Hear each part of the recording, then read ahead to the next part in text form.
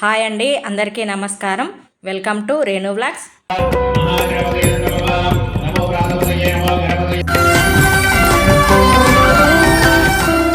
వసంత పంచమి సందర్భంగా మాకు దగ్గరలో ఉన్నటువంటి న్యూ మారేడుపాక గ్రామంలో ఉన్నటువంటి శ్రీ లక్ష్మీ నరసింహస్వామి దేవాలయానికి రావడం అయితే జరిగింది. ఈ దేవాలయాల నిర్మాణం అంత సులువుగా మాత్రం జరగలేదు. ఒక సామాన్యుడు తనదైన భక్తితో దృఢమైన సంకల్పంతో దేవాలయాన్ని ఇంత పెద్ద మొత్తంలో విస్తరింపజేయడానికి ఎంతో కృషి చేస్తున్నారు. ఆయనే కొండిళ్ళ రామచందర్ గారు మరియు వాళ్ళ ఫ్యామిలీ. చుట్టూరా పచ్చని పంట పొలాలు, విశాలమైన స్థలంలో ఈ దేవాలయాలు నిర్మించారు. ఇక్కడి వాతావరణం ఎంతో ఆహ్లాదంగా మనసుకు ప్రశాంతతను చేకూర్చే విధంగా ఉంటుంది. అంతేకాకుండా ఇక్కడ పెళ్ళిళ్ళు తదితర శుభకార్యాలు చేసుకోవడానికి వీలుగా పక్కన 2 పెద్ద హాళ్ళు నిర్మించారు. ఒకటి కళ్యాణ మండపానికి వీలుగా, మరొకటి భోజన హాలు చాలా విశాలంగా ఏర్పాట్లు చేశారు.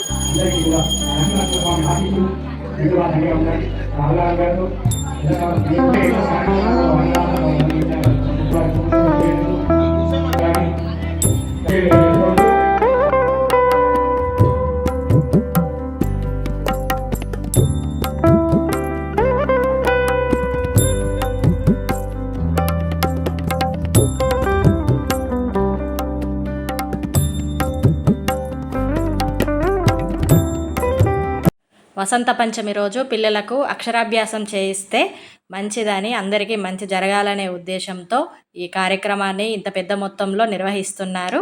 శ్రీ లక్ష్మీ నరసింహస్వామి దేవాలయానికి పక్కనే శ్రీ దుర్గామాత అమ్మవారిని కూడా ప్రతిష్టాపన చేశారు. ఇలా ఒక ఆలయ ప్రాంగణంలోనే దుర్గామాత, శ్రీ రేణుకా ఎల్లమ్మ, మైసమ్మ, బద్దిపోచమ్మ, నల్లపోచమ్మ వంటి ఉప ఆలయాలు కూడా ఉన్నాయి. ఇలా అన్ని ఆలయాలు ఒకే చోట నిర్మాణం చేపట్టడం గొప్ప విషయం.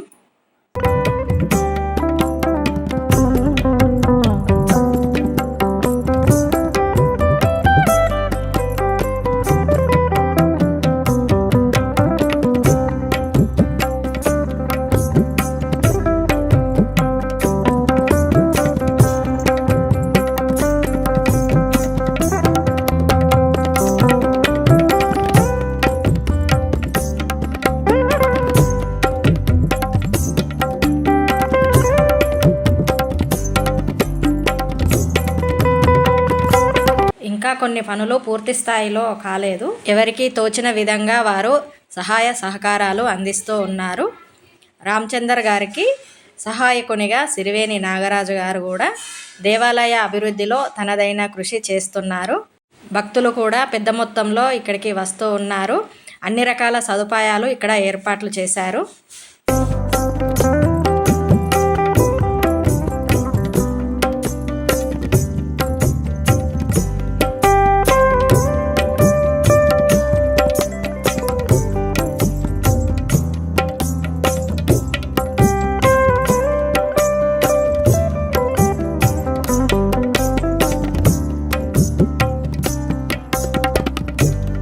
ఈ ఆలయానికి పక్కనే ఉన్నటువంటి కళ్యాణ మండపంలో హోమం నిర్వహిస్తున్నారు.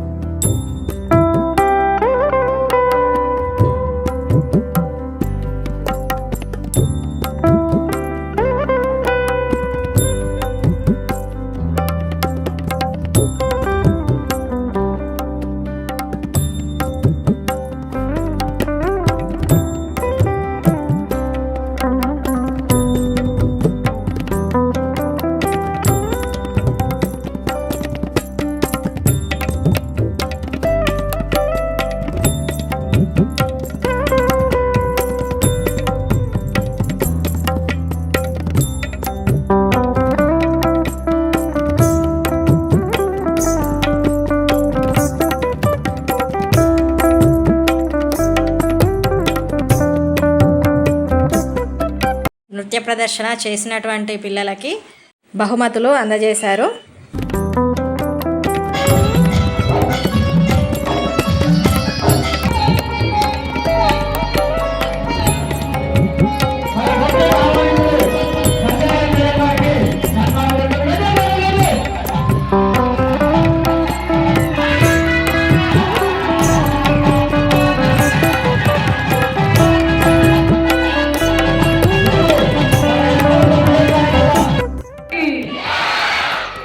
నమస్కారం. మీ అందరికీ ఆకాంక్షల్ని తెలియజేస్తా ఉన్నాను. ఈ కార్యక్రమ నిర్వాహకులు కొండిళ్ళ రామచంద్ర గారు, ఇందులో పాల్గొంటున్నటువంటి గౌరవ ఎస్పోటు జిఎం గారు రాములు గారు, గౌరవ పెద్దలు కొమ్ము గారు, మందికి పుస్తకాల్ని అందించడం అనేది చాలా ఏది తనంతట తానై ఇద్దరికి రాదు, శోధించి సాధించాలి అన్నారు శ్రీశ్రీ గారు.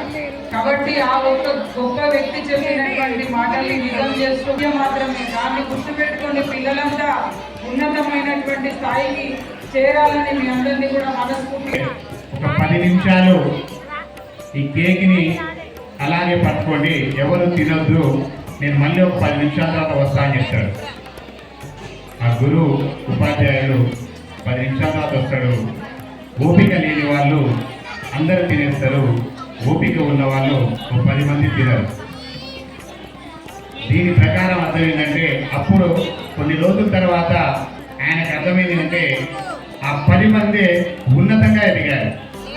చూడండి, అంటే ఓపిక ఉంటే జీవితంలో ఉన్నతంగా ఎదగదు, అవునా కాదా?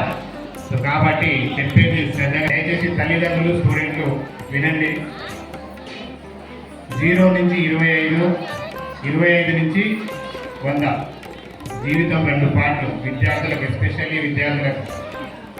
0 నుంచి 25 చదువుకు బానిస అయితే 25 నుంచి 100 దాకా మహారాజు లెక్క బతుకు, అవునా కదా?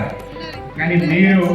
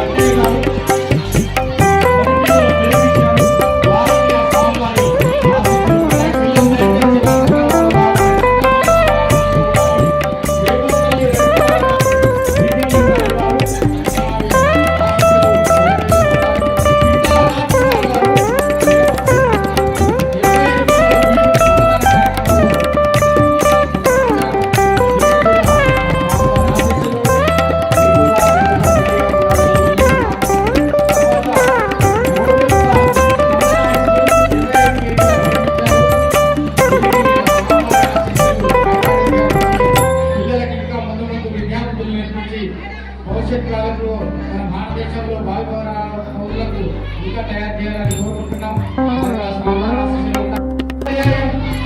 స్వామివారి సేవలో పాల్గొని అప్పుడు పేరు ఇవ్వండి.